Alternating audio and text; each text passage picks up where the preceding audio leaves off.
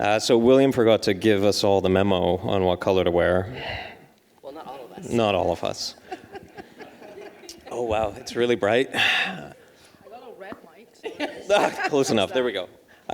So we've got, I have so many questions that William put together that I'm not going to ask any of them. So here we go. I want to thank all of you for coming out. It's really fascinating to me to come out to something like this and see so many people here. This tells me that when people say, is Vancouver's tech community thriving? Yes, it very much is, and it's because of people like you for being here. First, I want to, before we dive into some questions around mentorship and some other stuff, I'm going to throw it to both of you to tell us what you do day to day and what your life is like. Day to day, like brush my teeth. I have 2 kids, so I brush 3 sets of teeth now. Anyways, we're just in a jokey type of day to day. As William has introduced me, I'm a bit of between gigs right now, so it's kind of been a fascinating few months. It's a little scary. I don't know what to do with myself. So I connect with companies. I try to give back and mentor as much as possible. I drive my kids to school. But yeah, I'm basically trying to find a problem that I'm really excited about to help solve it. That's what my main goal is. Cool. How many of you can relate to Angel? All right, good. Michelle? Day to day. Well, I have a few things going on right now. So Mondays and Fridays I do one thing, and then Tuesday, Wednesday, Thursday I do another thing, and then Saturday, Sunday I do something else. So if I can just work through that. Back in the summer, my husband and I decided to buy a business. So we took ownership of a business mid-November. So it's now his full-time gig, and I'm I guess, support, if you will, on the marketing and merchandising side. We bought a UVin, which is a winemaking business. So kind of hit the jackpot for a lifetime supply of wine. So that's pretty cool. So we acquired a business from an owner that wanted to sell. And that was a very interesting process. Anyways, it's in New Westminster. It's a super awesome area, and we're really excited about that. Because we decided to do that, I decided that I wanted to shift gears in some of the things that I was doing and not necessarily just do one thing, but have a little bit more flexibility, if you will. And so I'm an XIR, which is an executive in residence with entrepreneurship at UBC. So I'm a mentor there, and my specialization is in brand marketing. So I help ventures and also mentor the marketing team that's there as well, who are recent graduates. And then the third thing, which honestly is, and not just because Will is in the room, but really one of the most exciting opportunities I think I've ever had a chance to do, and that is I'm the new events director for the BC Tech Summit. So I'm a huge champion of ecosystem building, and so now my life is full of just being part of the ecosystem and being an entrepreneur, and I'm very passionate about helping to lift up the BC ecosystem in particular. So I do a lot of different things on a day-to-day basis to help make that happen. Cool. Tell us about, in a nutshell, the companies that you founded, what they were, why you left them. As an entrepreneur, you feel like you've started 20 different projects all your lives, but I guess the notable two is Wedding Fall. That was my first startup. It was a 2-sided marketplace connecting people getting married to vendors. I was just telling the story to these guys before. I come from a bit of an engineering background in high school, and then took a wild detour to design just to piss my parents off. But it ended up being a really good move because it kind of gives me that creative / analytical side of things. And so somehow I found it really fascinating when the problems are really complex. So for example, some of you might have planned a wedding before. It's a very stressful 9 months of putting an event together that ended up being one day, but you spend $50,000 and there's 200 people coming all around the world, and your bridesmaid don't want the same thing as you, and your mom doesn't want. Anyways, I find that super interesting to simplify and systemize online in US and Canada in 66 cities. And there were a lot of different data analysis to see what type of venue you booked and would you want the same photographer, blah, blah, blah. So that was my first startup. Do you still want the second one? The second Okay. one. I have a cough right now, so I'm basically minimizing the words I use. The second one then is a completely different problem I am trying to solve. I was solving. It's healthcare, Discover Therapies. So once I finished with Wedding Fall, I found myself lost again between gigs, and I didn't know what to do with myself. And similar place than here, but 5 years ago. And I wanted to do something really meaningful. Because with wedding, I felt like, it's like a frivolous purchase. So this time, I'm going to do the world something great. So I chose, or my husband and I chose healthcare. And what if we can make every chronic disease patient, or I guess it's a term, but basically anybody who get diagnosed with cancer, diabetes, even asthma that you have for life, that is a disease that doesn't go away.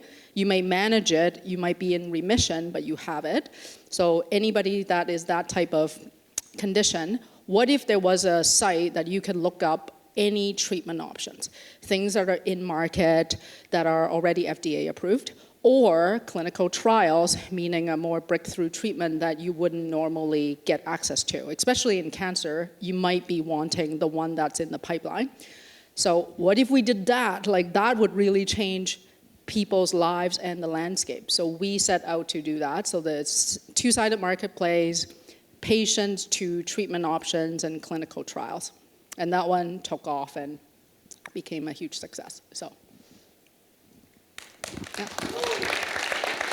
And the really gratifying part was it was really touching to hear from patient and on social media where wow, my mom diagnosed with this and have no option and is arthritis for the last 15 years and cannot even lift this thing, and with this clinical trial that you showed on your website for us in Singapore, she doesn't have that pain anymore. It's so cool to feel that way. So, anyways, yeah. So there's these stats that go around that say that if you have a mentor, a top performing entrepreneur as a mentor, you're 3 times as more likely to go on and be a top performer yourselves. As a founder and as a mentor, why do you think that is? You know more, right? I guess this is mentorship month, so we're thinking mentor. My first mentor with Weddingful was Boris Wirtz. And again, we were talking about this earlier, but he was the only person I found was investing actively in Vancouver for two-sided marketplace. And so there wasn't really a lot of option for me at that point, 2009. And so he was my investor. I wanted him. And I just fully focused on that and got funding from him and had my office in his office, and our desks were together in the same room. It's a little creepy, but I was like, if you're funding me, I am right next to you, and I am learning from you. And for some reason, he said yes. So we share the same office for 7 years, and you just learn so much from somebody having that type of access. Obviously, I try to pick up everything, like how he manages his day, how he manages his tasks on a piece of paper, but it was really effective. He never finishes a meeting and say, yeah, I'm going to introduce you so-and-so, and never forget it. When you meet somebody and they say, yeah, sure, I'll connect you to so-and-so, and then you're like, will you though?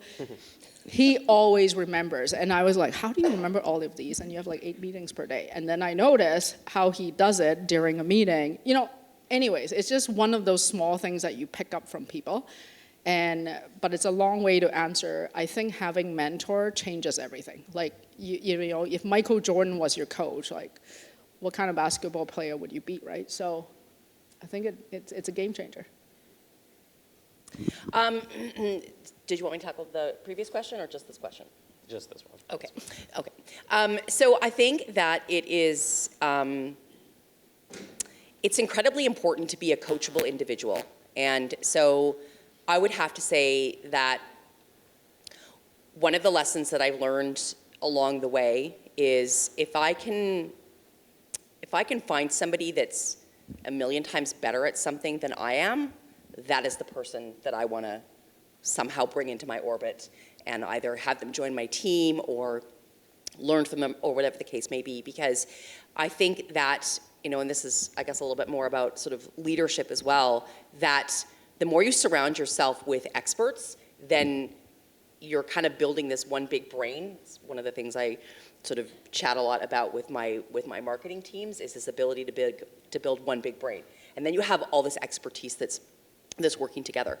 But it takes a lot to be coachable and to have a level of humility and not see it as though you are less than or somehow incompetent, because that's not what coaching and mentorship and being a learned person is all about. I think it's important to, you know, if you're recognizing your strengths and to become really good at that and to find people that are really good at other things, and it's amazing how much you learn from that. And I know you were asking earlier, you know, if we have an individual mentor, and I wouldn't say that I have an individual mentor, but I think that I've become very good at identifying people who have something that's just like awesome and I want to learn or be like that. And so I will go out of my way to want to spend time and get that knowledge from them and somehow add that to my bench strength. And even with, you know, marketing teams that I've mentored and individuals that are, you know, have far less experience than I do, if they're focusing in on one thing and they're getting really awesome at that practice, I want to learn from that because they're probably tapping into something that I'm just not able to do because I'm, you know, doing a million other things. So I think that, you know, what will contribute so much to success is having this coachable mindset, and then you will find and identify the right people that can kind of like add to your bench, if you will, as you grow your career. So you're trying to find people who are 1,000 times better at something than you are. You're looking at Boris Wertz. How do you go and actually approach these people and say, I want you in my corner, I want you as a mentor, officially or unofficially? That's one of the hardest things to do, is go up to someone and say, hey, I'm so-and-so, and you may have never heard of me before, but I need your help. Yeah, that is a tough one. I found people, I mean, maybe it's the type of mentor I was looking for, but I found people are really keen to solve problems. Like even now, I just said that is my thing. I want to find problems to solve. So tell them the problem you're solving. Their mind's probably still, like, even though they've done it before, they want to play that Lego again, right? So tell them what you're solving, tell them what you've tried, tell them the metrics you're currently at, where you're really stuck, and they'll probably get engaged by it, right? Like, oh, wow, you know, I've done this, and I can, you know, I would suggest you would do it. And then I would go back and tell them, I tried it, here's what happened.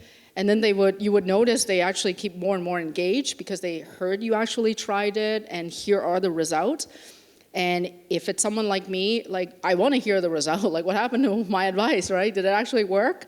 And then you then build that relationship, and all of a sudden you're going for lunch regularly, you're telling them, and, you know, next thing you're at their dinner party. You're drinking their wine. Creepily crawling in there again. You know what, I've been there, and it's the weirdest thing. I'm like, how am I at dinner with you? Like, well, 5 years ago, all of a sudden I planted a seed, and next thing you know, you're one of my closest confidants. It's a crazy thing. Mm-hmm.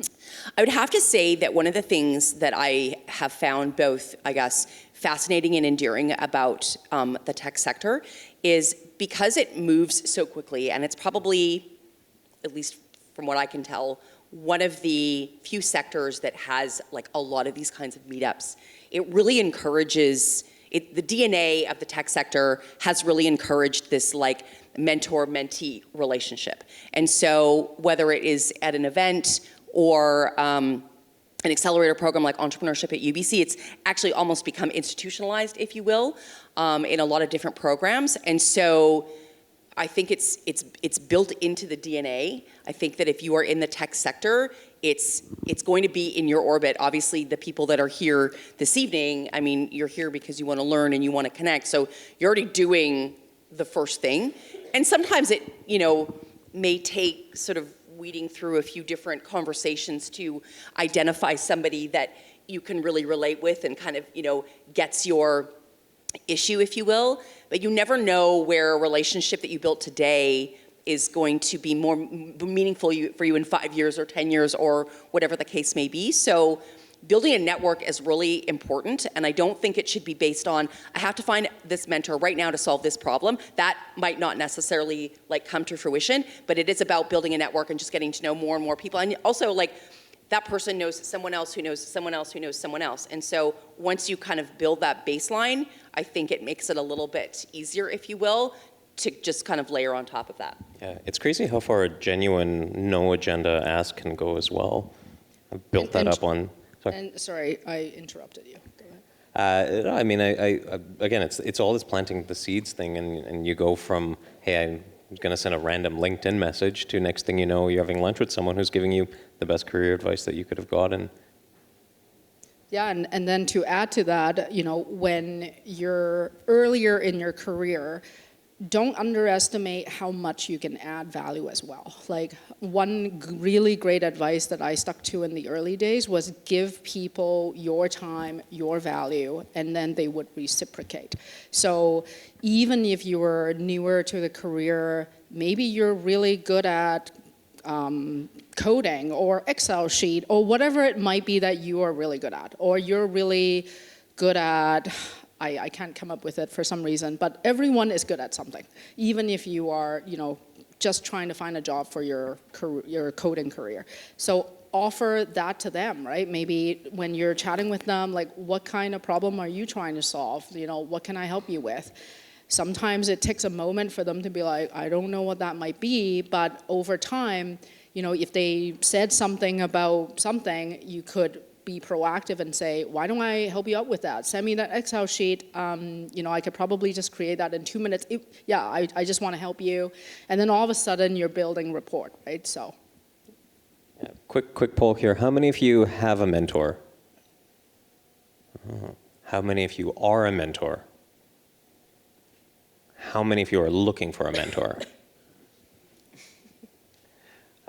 What are some of the most common things that people, entrepreneurs, anyone out there, what don't they know when they're starting? What are the things that you're hearing all the time? You don't know what you don't know. I think that people, I don't know if it's by our nature, but we're always trying to avoid failure and disaster. So I feel that a common question that I will get asked is how did you get there and what do I got to do to not fail type of thing. And honestly, it's just a whole lot of failures, at least in my experience, to get to the thing in the place you want to be at. So you cannot be afraid to fail. The worst thing that you can do is not try, because then you won't know. And people aren't going to remember that one small failure that you think is, magnanimous. It's so minor. You can really kind of blow something up that is quite minor. But I think that developing grit and fortitude is incredibly important in entrepreneurship. And really, if you want to be a part of a tech company, a part of a startup, you have to have this grit and fortitude. So you just, failure is part of it, because you got to try something and maybe it doesn't work, and then you got to iterate, you got to refine it, you got to tweak it. That's just how it goes over an entire career trajectory. I think about the things that, it worked, it didn't work, and then I learned a lesson and I evolved, and it's this sort of constant evolutionary process. So when someone asks, how do I do this thing without making mistakes? I'm you're totally looking at it the wrong way. Because if you don't embrace the fact that you're going to fail, you're never going to learn, and you're never going to have a measure of success versus something that's not success. And I guess just lastly, and we were talking a little bit about this earlier as well, but when you're so into what you do, it's really hard to have perspective. And as business owners and entrepreneurs, we're so focused on working like in our business that we don't always take a step back to work on the business, right? And I think that it's important at an early stage to have a bit of a practice of taking a step back and reflecting. Some people do that through meditation. Some people do that through some kind of like sports activity or creative outlet or something that pulls you away and gives you a moment to reflect, because it's just part of your own like development and sort of maturation, if you will, around what you're doing, because I don't know that there's a hard and fast rule. Not to say that there aren't, specific tactic things like we're talking about, font for a website or those kinds of things. Like, yes, but there are other experts for that. I think that mentors can help you a little bit sort of deeper, if you will, versus a consultant that can help you with a more kind of cerebral challenge. Yeah, and reflecting on, running a startup and ultimately what I think made it more successful for the second one was the two things that we really, really focused on was product market fit and people. Like, I think answering your question, when I was a first-time founder, I didn't understand how important it was.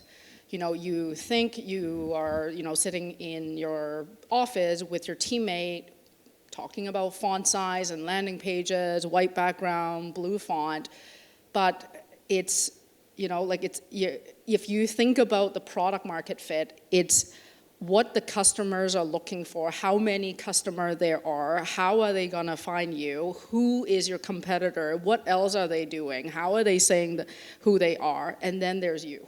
That is way more important, and strategizing that and somehow placing yourself in the right way is so much more important than our landing page is shorter and had less font and it cut off at this certain scroll, so really focus on that, like where you are in your market and where is your market. Like, do you want to go into US? Then, in that world, who are you playing with? And what are the customer looking for in Europe? And they're very different than US customers. So I think zooming out of your day-to-day and really kind of focusing on that big game and winning the game will be so much more effective. And then people, like first startup, like every scrappy entrepreneur, like I use grants and hire cheaper people and outsourcing and oversee. The next one, we also have 2 kids, so we got, no time to F around. We had 5 people the whole time, like $10 million later, 5 staff. And we just hired really, really well. I think at some point we became 7, but never more than 7. And the first one, we had like 20 staff. So one high performer outweighs 10. And it's so much easier to manage. I have 5 people, it's so much easier. Like, it's less meeting, less drama.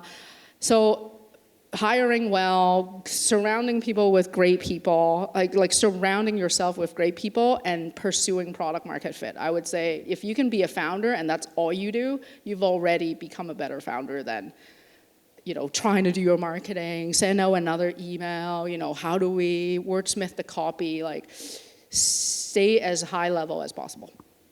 Can you tell us about a time that that a mentor saved you from making a mistake, or maybe gave you some advice that you didn't take and then you made the mistake and you should have listened to them? I keep going back to critical mistakes being people-based and just not having product market fit again.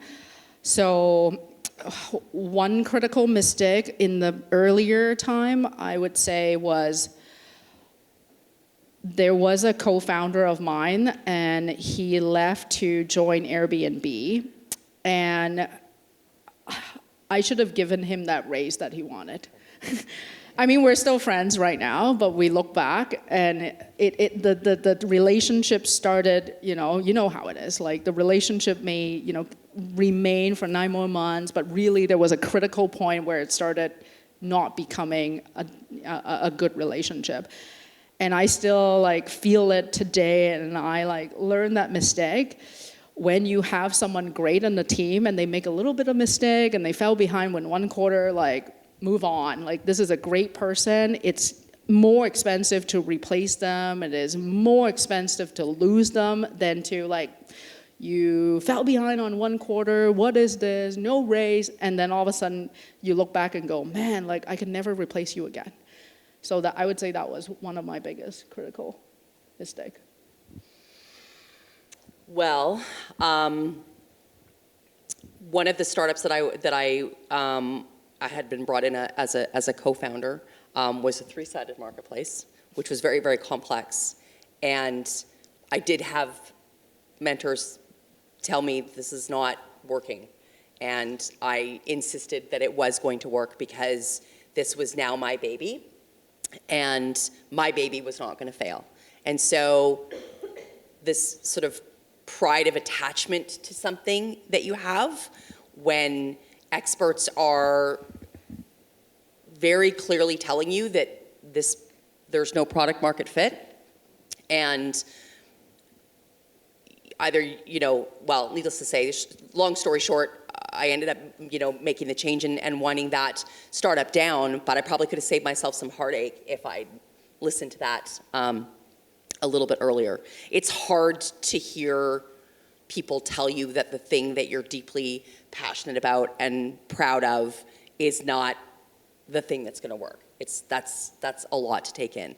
But that catapulted me into a whole bunch of really amazing opportunities that followed from that. So everything, does work out. And I just wanted to also kind of comment on the whole, sort of people culture bit. I too have hired people not based on culture fit, but purely based on skill set. And I have learned that if you hire for fit, for culture fit, pretty much everything else after that can be taught. And I would rather surround myself with people that are willing to go through the trenches with me, come hell or high water, than somebody that just has an expertise in something, but as soon as some better offer, comes along, they're going to take it. So I guess the lesson that I've learned through that is the loyalty that you build with the people on your team is vital, and it's not worth replacing for sure. And yes, absolutely, as your business grows and you have the resources to, hire up and hire better and whatnot, but still, you still have to surround yourself with people that are truly loyal, because, one shitty person can throw your entire business off course. So how you surround yourself with people, I would say those are sort of lessons that I've learned, and really being able to take critical feedback and not have it be personal, but actually make better decisions as a result of it, because now that's a thing that I hardly remember, and I've gone on to do some awesome things. Yeah, one of the best pieces of advice is always just cut the cord. As soon as you know that it's not working, just cut it. Same thing as a bad relationship that I should have listened to that friend about. End it right now. Do you think women and men approach mentorship and coaching differently? I don't. I think different personality approaches mentorship differently. I think, if you're a bold and proactive person, you'll probably seek mentorship. You'll be out there, adding value to others. Whereas a more internal person might be, research-based and try to find the answer themselves or try to read a book. So I think personally, personality plays a bigger part in how you see mentorship. I would agree. I think if you're hungry for something, it's that hunger that is going to, lead you to ask for help in whatever way that is. But I do think that it's one thing to, obviously, find a mentor, ask a mentor, that type of thing, but I think that when it comes to sort of approachability, that can feel a little bit challenging. And, we were chatting a little bit about this earlier as well, but there are so many more, I'm just gonna use the example of like women in tech initiatives, if you will, that are really about ensuring that, female entrepreneurs or tech executives have a safe space that they can build their confidence and help build their network. And so, although I don't think that, men or women may have a propensity to seek out mentorship one way or another, I do think that the environments that you get into that can be just sort of more conducive to giving you the confidence to approach and ask questions. And I do think that, and I feel this way personally, that as a seasoned woman in tech, that I have a responsibility to be there for the next generation of women in tech. And so making myself available is something that's important to me, but it may be the case that that person would choose to be mentored by somebody else, that they're a woman and that person's a male. I don't think that matters, but I do think that once you get into that and the approachability of that can affect, I think. Yeah, maybe the access to mentorship changes, whether you're man or female. Yeah. Do you feel like, so let me preface this, as women in tech, as seasoned women in tech in Vancouver, do you feel like the city is developed enough, the ecosystem is developed enough to find senior experts to advise and mentor young people, young entrepreneurs, young companies? I think so. I'm a strong advocate that I think everybody has different strengths, and you may not be experienced in this view of the world, but you have other strength to offer. But I do agree that Vancouver as a tech space have matured in the last 10 years, and when I was pitching in 2009 and 8 and all the events, I would be the only female. And I remember pitching up against Ryan Holmes and the Rick of Unbounce, and I would be the only female trying to pitch a wedding one. I was like, oh, I'm going downhill here. But we didn't have much access of mentorship, right? Like I said, there was only one guy in the city that ran a two-sided marketplace.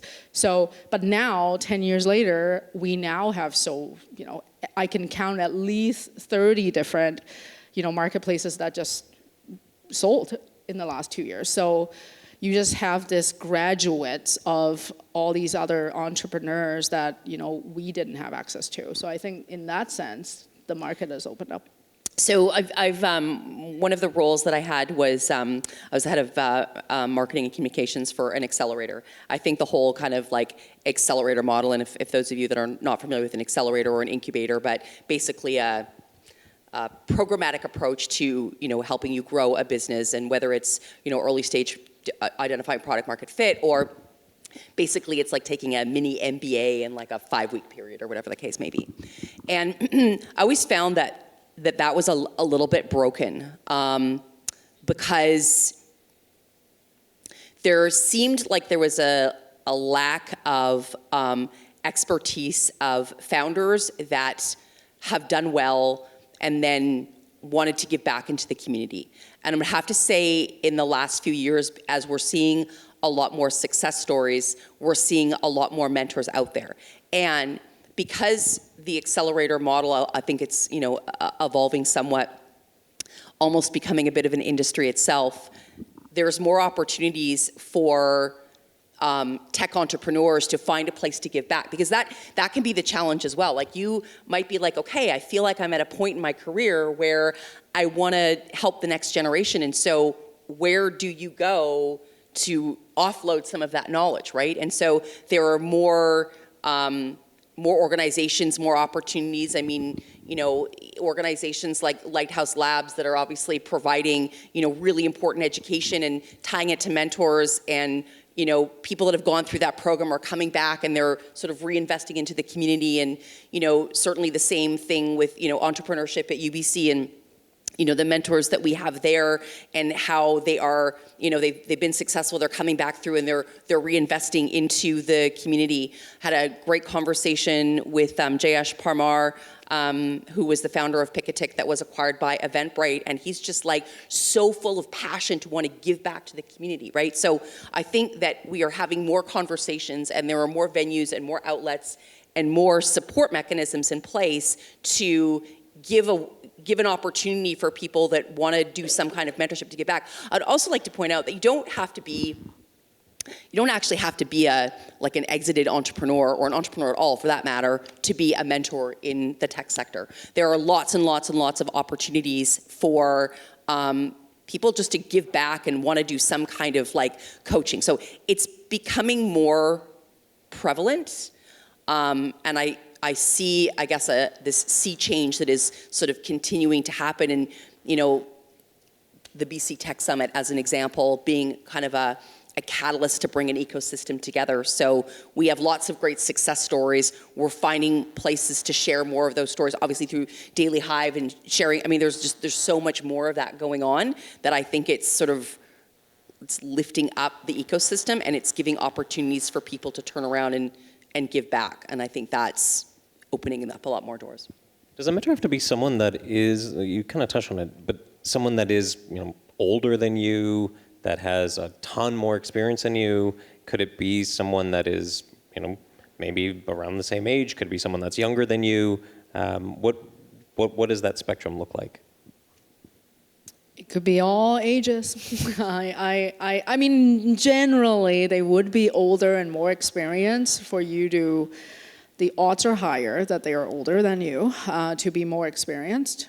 Most of my mentor are actually peers. We actually hang out, we help each other, we have dinner parties, we talk about our problems, we talk about our startup issues. I see them all as mentors. I learn a lot from them. I try to offer the same amount of value. It could be peers too. Yeah, I would agree. I mean, I think that it's, ultimately your mentor is somebody that's done something and conquered a problem that you're trying to figure out. So probably they've just had more time and experience to be able to do that. So, I mean, I think that's just kind of part of the dynamic of a mentor and a mentee. But I'm always personally fascinated by people that have just done amazing things, and that's what I gravitate towards. I read about a really great initiative, if you will, that Clio actually had done. They have a phenomenal kind of people and culture program, and they wanted to conquer how they could really hire more women into software development type of roles.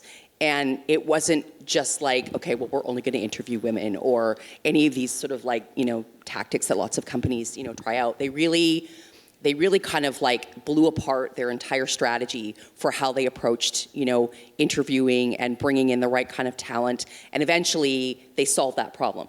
And the person that was driving that initiative, I'm pretty sure is half my age. But the fact is that she identified a problem. She was super passionate about it. She conquered it. I also see that is a really big problem, and I probably have something to learn from her. So I sought her out, and I wanted to learn more about how she did that. So, again, it's about identifying what problem you're trying to solve, finding people that have done a great job in solving it, but also making sure that there's obviously alignment in what you're trying to, get out of that relationship, and certainly have a some side of, reciprocity if that's possible there too. What are some places in Vancouver or even outside of Vancouver that people can find a mentor? I moved down to San Francisco to actually do that. For 2012, my co-founder and I, the one that I still miss terribly, we actually picked up our bags, we packed it all into a couple of suitcases, and we moved down. And we joined an incubator casually, I think it's called Rocket Space, and it was just a hub of knowledge. And so, at that time, Vancouver still didn't have that, layer of mentorship as we were talking about it. So I wanted to soak it all up and get some guidance, and we were kind of plateauing at a certain scale, and I really needed to break through. And moving down there was the greatest experience we've had. And weekly, there will be events like these, and you're just meeting other people. You're, like you guys so courageously did, like stood up and start talking about yourself, and then someone else just heard what you said and gravitated toward you. And like just get out there and go to events and meet others that really resonate with you. I mean, I would agree. I think it's like,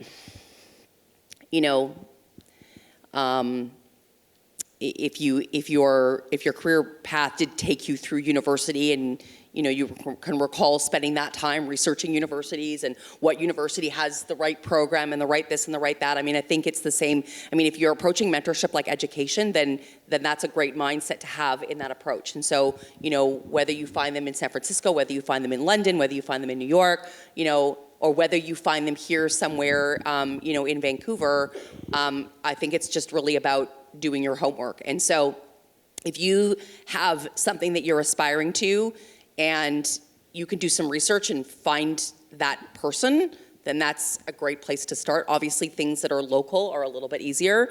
And I mean, certainly from the accelerator side of things, there's, almost a half a dozen accelerators kind of in the lower mainland that do all sorts of things that want to bring together, those that have something to give with those that are, looking for some kind of mentorship. So, and certainly, whether it's the Innovate BC website or the BC Tech Association or Launch Academy or any of these amazing organizations, they have such great success stories that have come out of there, and they're always doing things to kind of connect with the tech community. And I think that, if you can spend some time, learning more about those organizations and attending these kinds of events, you find your hive. You find your hive, right? I mean, you gravitate towards your people. In the startup that didn't work, it was in the nonprofit sector, which I became deeply passionate about. And I ended up connecting with a meetup group in Vancouver here called Net Squared, and did a tremendous amount of work for them. Even when I, shut down my startup, I found my hive. I found my people, and to this day, I have, tremendous, friends and a support network that came out of that. So it can also happen in all sorts of different places, but you do have to be committed to it. And again, going back to sort of that, that grit and perseverance, you have to be committed. You have to show up, and you probably have to show up a few times to find the right people. Yeah, I mean, I can tell you, I found my hive. You're probably waiting for that, all day. I have definitely talked way too much and asked too many questions. Do any of you have any questions? Yeah, shout it out. I see one here. It feels like Vancouver there's a challenge between supply, demand, and access. So I know you touched on it a little bit. There's a perception that if you're in your early days or you haven't kind of made that next tier of success, that you're not taken seriously by potential mentors. There are so many startups that exist here now, and I know that the pool of experience people are growing, but I still think there's probably one. Is that you have to hit a certain level before people take you seriously as a mentee? Did everyone hear that up there? All right, I don't need to repeat it. I don't think so. I think it's about commitment. I think it's about being serious about your craft, right? And I remember lining up at a networking event at Rocket Space in SF, and Alfred Lin from Zappos was speaking, and there was a lineup, and I remember lining up and missed all the pizzas and all the food, and we were starving entrepreneur at that point. I remember texting my co-founder going, please get me the last piece of pizza, I'm still at the lineup, and you're just that committed, and then by the time the lineup ended and he was leaving, I was tripping over the lamp just to give him my business card and be like, I waited an hour and a half and I wanted to meet you and I know you gotta go. And then he saw like how desperate I am and he was like, walk me to the car. And then we had the greatest chat. And then from there, I got to know him. I probably went out to his office 4 times and he kept calling me the girl that tripped over to meet me. So I feel like I'm such a stalker now that I like recall all these stories. But somehow the commitment works, so maybe try that. I guess just to add to that as well, it is a balance between how you pitch your idea and the timeliness in when you do it. Like probably tripping over a lamp and trying to fall onto a prospective mentor is not a bad way to do it. In all honesty, but It was not deliberate. but sometimes it's timing. Also, the way in which you position your ask, right? And this sort of goes back to like, the egos that we all have, right? If it's more of like, hey, I'm working on something, I'm super excited about it, but I've got some questions on, how I'm trying to bring it to the next level. I know you've got expertise in this area. Would you have a few minutes to chat with me?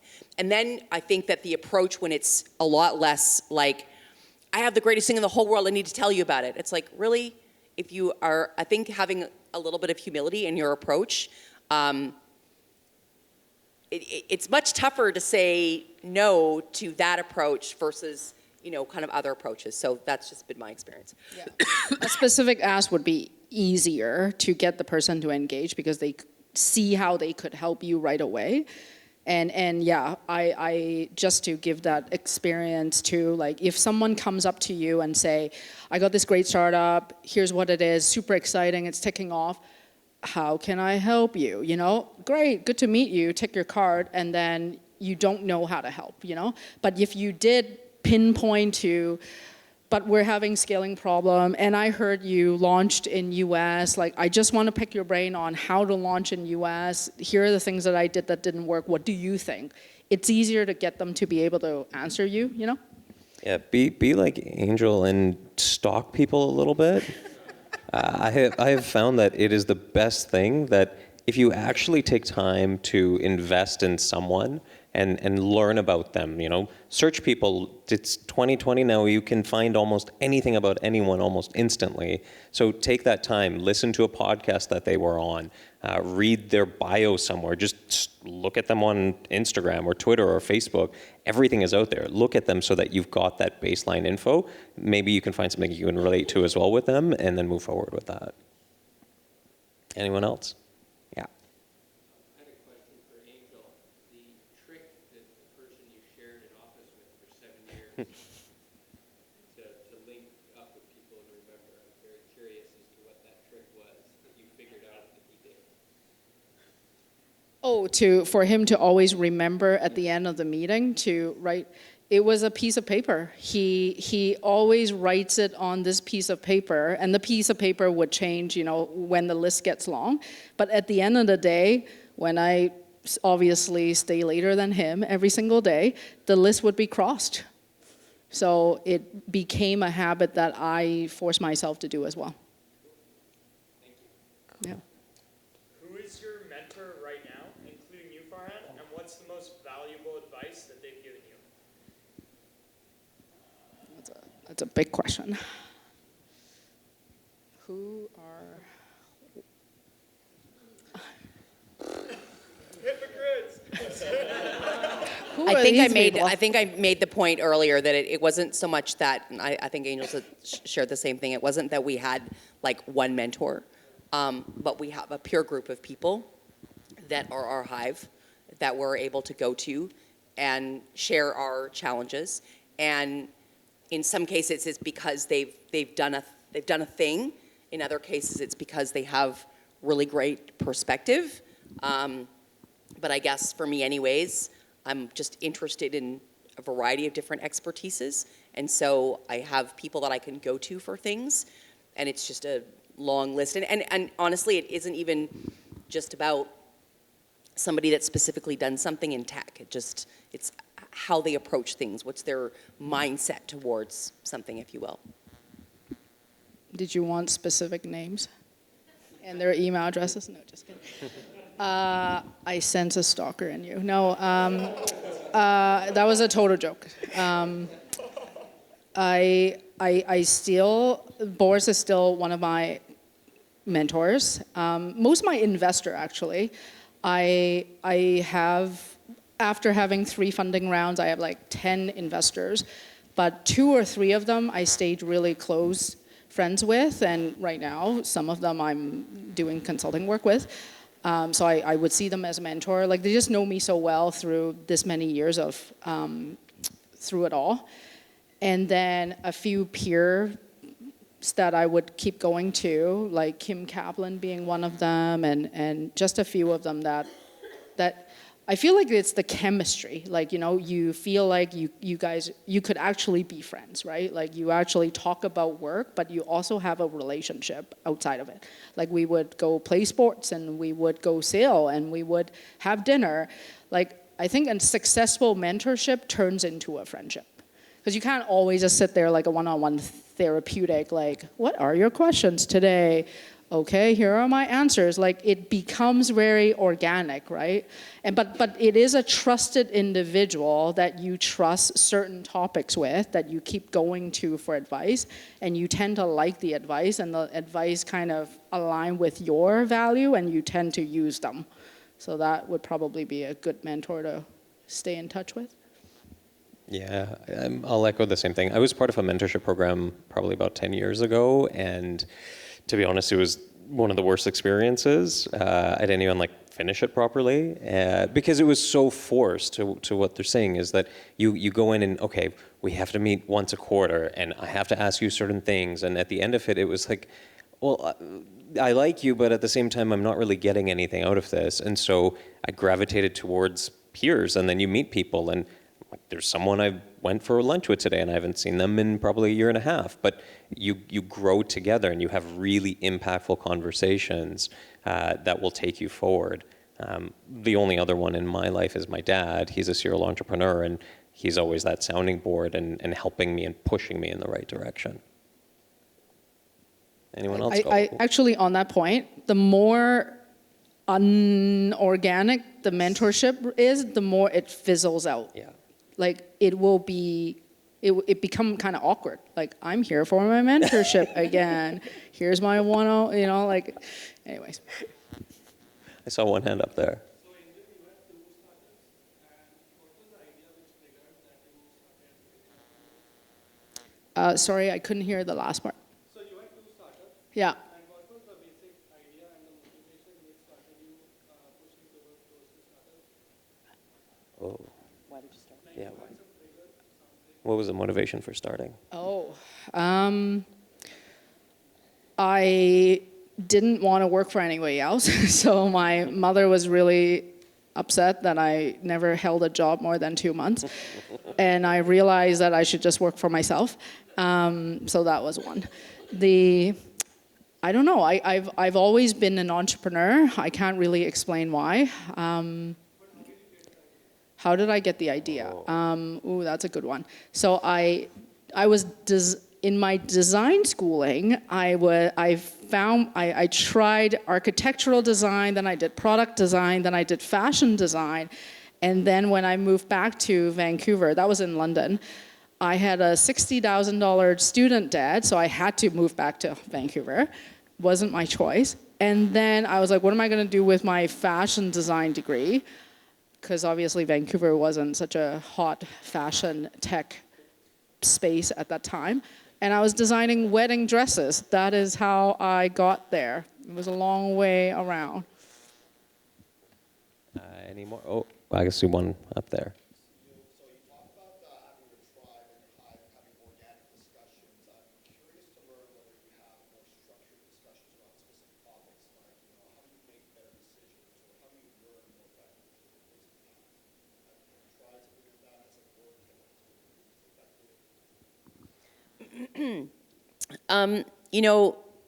So I've been a co-founder and on founding teams and whatnot, but at actual fact, when I've worked for organizations that are scaling, I'm fascinated by CEOs, actually. So I just think it takes a tremendous amount of fortitude to actually become a CEO. It's one thing to be a founder, but to actually become a CEO is a whole other thing. And so I'm always, I guess, fascinated by how they've built this thing that I may now be a part of, scaling. And so in most of those instances, I asked them to have one-on-one time because I wanted to learn more about, I felt it would help me do my job better if I understood more about how they ticked. But I also was just so fascinated about how they grew and did the things. And I was fortunate that I've worked with a handful of CEOs that have done a whole bunch of different really awesome things. And then I worked with them on a different project. But I just kind of took the opportunity to be like, I'd like to have a one-on-one and really kind of do a gut check on what it is that I'm doing. And really ensure that we're continuing to be aligned. And, how would you also be approaching these kinds of things? And that was sort of a structured way to sort of make sure that I was, learning more and lifting up and that kind of thing. Yeah, just to answer that question, the structured type of mentorship that worked for me was almost like an advisory board. Quarterly, if you had a bunch of top 3 or top 5 or however many challenges, it was really useful when we would do advisory board, where you put together, 5 or 7 people, really diverse set of skill set, really diverse perspective to kind of sit down together for 2-3 hours to hammer out these big topics.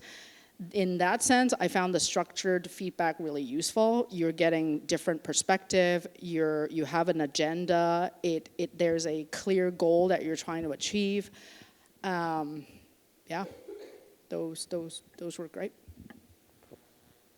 Are any of you guys mentors to anyone, or has anyone asked you to be their mentor? Well, I am a mentor right now with entrepreneurship at UBC. So They've asked you. Oh, you got to talk into the mic. Oh, I have a loud voice. I thought everyone heard me. Sorry. I'm a mentor with entrepreneurship at UBC. So they asked me to be a mentor.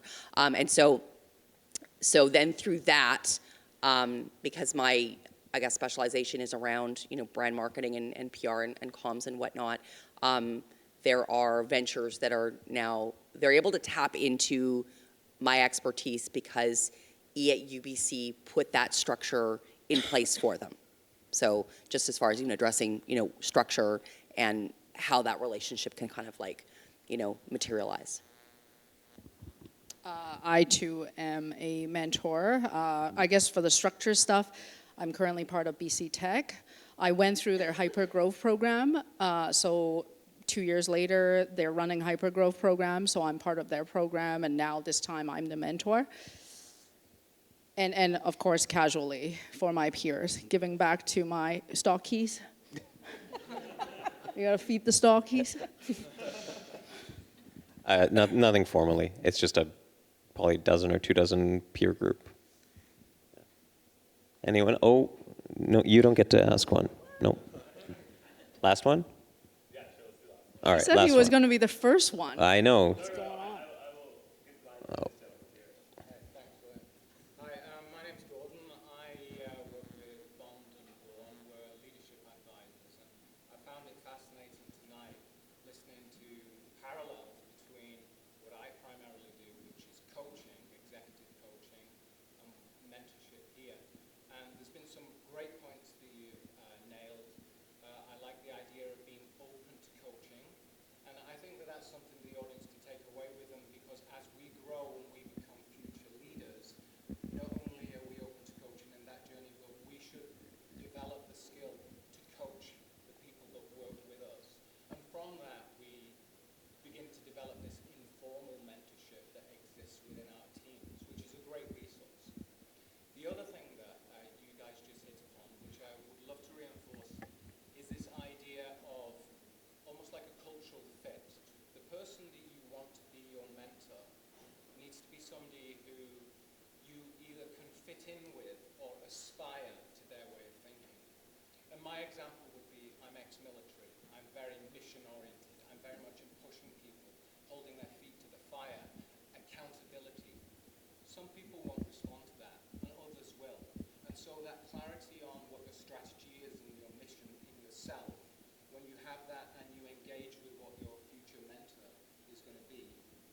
those parallels do need to exist, or at least something that's aspirational in yourself. So thank you for all the points you made tonight. It's been fantastic. Cool. I saw Ash. Sorry. Side hustle? My side hustle. Well, I mentioned it in the beginning. I own a winemaking. You were so subtle. I own a winemaking business called The Wine Factory, which is in New West. So I make wine. Can you buy wine from there too? No, it is Oh. just it's a maker thing. Can I come in and make my own wine? You can make your own wine, absolutely. You can all come and make your own wine, thewinefactory.ca, and we are in New Westminster. It's a interesting departure now being in brick and mortar versus tech, but it's actually quite refreshing to do something that's completely outside of my comfort zone. But I love being able to use my entrepreneurial and business acumen to drive the business for sure. Cool. I have one last one. Oh, there's one more? All right, we'll go there. I have the mic, not you.